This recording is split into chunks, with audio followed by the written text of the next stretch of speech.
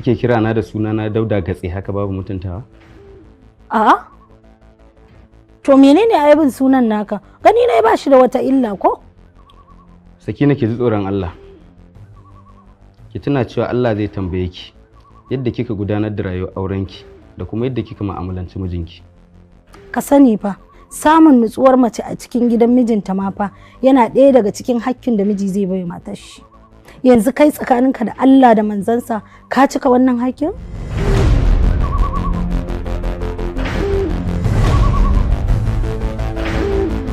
Waye menene ne matar gidan ga menene ne ita ce ne ko ba ita ce ba koma dai menene wata rana sai an gane ranar da sirka za a ato ne ranar idanuwa du an tsone.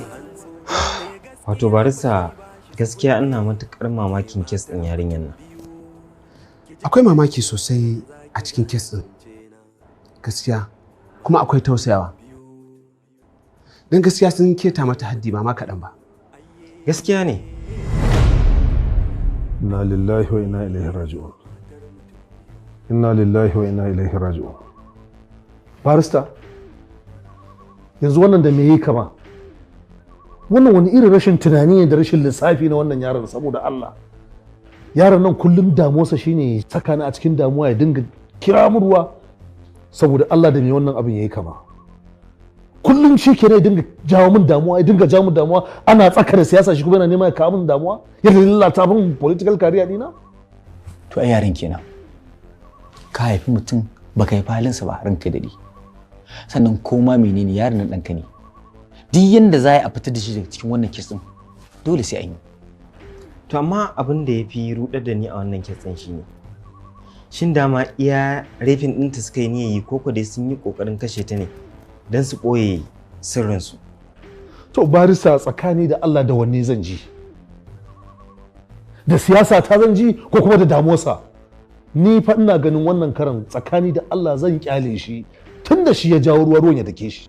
Komai zai iya faruwa amma idan aka yi la'akari da irin ciwon da yake kanta bayan da suka buga mata wani abu ko kuma suka yi kokarin buga ta akan wani abu to ba mamaki attempting murder case ne wannan. Haka ne. Ba haka za a yi barinka dade. Hannunka baya riɓewa kuma ka ce za ka yanke kayar. Yaron nan ɗanka ne.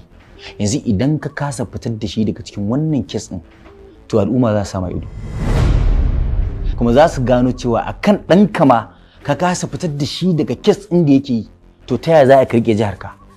Da shi za a haɗu a yaƙe ka. To tsakani da Allah barista yanzu dai a bar ma komai mai barista ya za a yi kai yadda za a lalata kes ɗin nan ya mutu ba tare da kowa ya sani ba. Don kai daɗe wannan kes ɗin babba ne ba ƙaramin kes ba ne.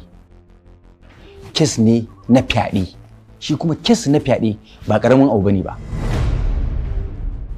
Amma tabbas za mu yi duk mai yiwuwa wajen ganin mun zaƙulo gaskiyar abin da yake faruwa a wannan kes ɗin insha Allah. Domin a halin yanzu na tabbata da cewa sammaci ya riske su. Haka ne. Waye menene ne Allah ya sa mu dace. Amin sun amin. Sannan idan ka ce za a yi amfani da ƙarfin mulki ko kuɗi a fitar da yaron nan to nan ma fa idanun mutane za su zauna a kanka. Kuma wallahi idan dai har aka yi hakan to zai taɓa maka political career ɗinka. Yanzu barista to ka bani shawara. Menene abin yi, menene mafita? Shawara shine ka bar komai a hannuna. Ko za ta wanke al'amura. Matar mutum biyu ga matar mutum biyu ayye matar mutum biyu ayye ga matar mutum biyu. Yes. Wannan ma ba shi ba. Yes, come in. Ga matar mutum biyu ayye matar mutum biyu. Assalamu alaikum. Ya an kai hakan